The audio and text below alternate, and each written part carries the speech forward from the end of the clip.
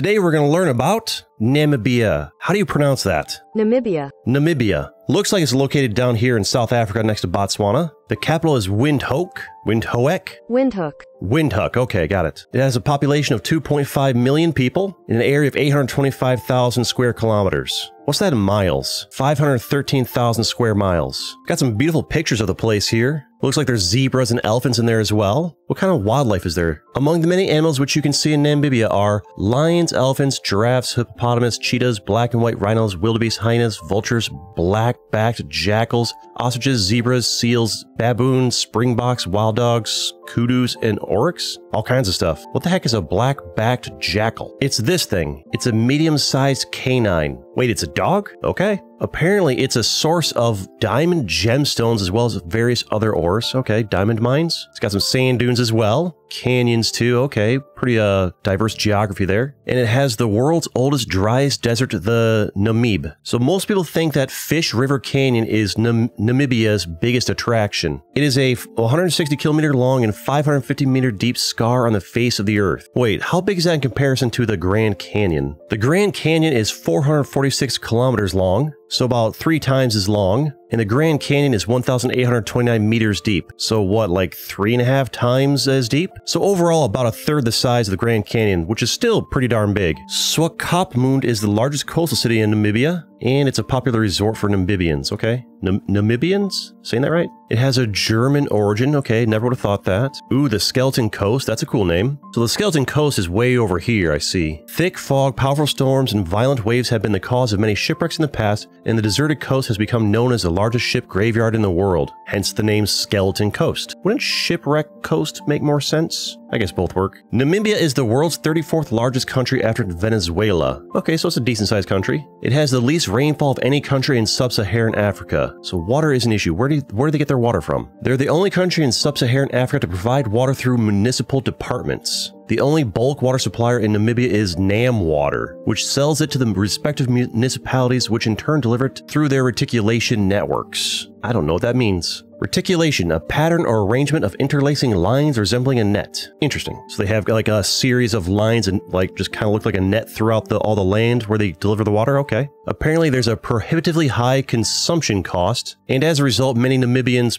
am I saying that right? Prefer the traditional wells over the available water points from far away. The Namibian landscape consists generally of 5 geographical areas, each with characteristic abiotic conditions and vegetation. What's abiotic? Abiotic components or abiotic factors are non-living chemical and physical parts of the environment that affect living organisms and the functioning of ecosystems. So not alive stuff, gotcha. With some variation within and overlap between them. The Central Plateau, the Namib, the Great Escarpment, the Bushveld, and the Kalahari Desert. The Central Plateau runs from north to south, bordered by the Skeleton Coast to the northwest, the Namib Desert and its coastal plains to the southwest, the Orange River to the south, and the Kalahari Desert to the east. The Central Plateau is home to the highest point in Namibia at Konigstein, elevation 2,606 meters, which is 8,550 feet. What is Konigstein? I clicked on it and it shows me a mountain, so I guess it's a mountain. The Namib is a broad expanse of hyper-arid gravel plains and dunes that stretches along Namibia's entire coastline. It varies between 100 and 200 kilometers, 60 and 120 miles in width. Areas within the Namib include the Skeleton Coast and the Kaokaveld, okay, it's a desert, in the north, and the extensive Namib Sand Sea along the central coast. The Great Escarpment swiftly rises to over 2,000 meters, 7,000 feet. Average temperatures and temperature ranges increase further inland from the cold Atlantic waters, while the lingering coastal fog slowly diminish. Although the area is rocky with poorly developed soils, it is significantly more productive than the Namib Desert. As summer winds are forced over the escarpment,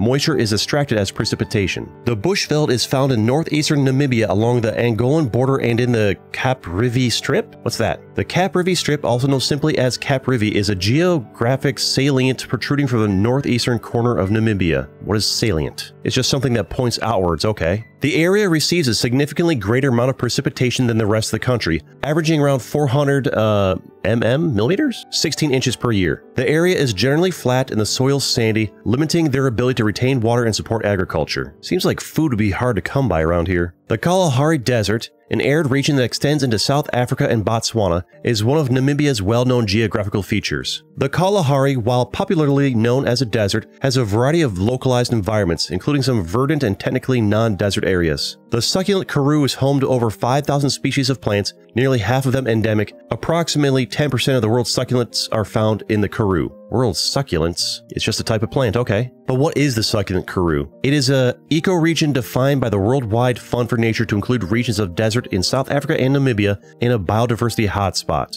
Okay. So the reason behind all those plants and all that is because there is a relatively stable nature precipitation there. Namibia's coastal desert is one of the oldest deserts in the world. Its sand dunes, created by the strong onshore winds, are the highest in the world. Because of the location of the shoreline at the point where the Atlantic's cold water reaches Africa's hot climate, often extremely dense fog forms along the coast. Near the coast, there are areas where the dune hummocks are vegetated. What's a hummock? A hillock, knoll, or mound, a hump or ridge in an ice field, so a bump in the ground. Namibia has rich coastal and marine resources that remain largely unexplored. The Kuprivi Strip extends east from the northeastern corner of the country. Alright, well I guess we learned a little bit about Namibia, but clearly there is a whole lot more we have left to learn that we can maybe come back to later in a future video. Smash that like button. Let's go!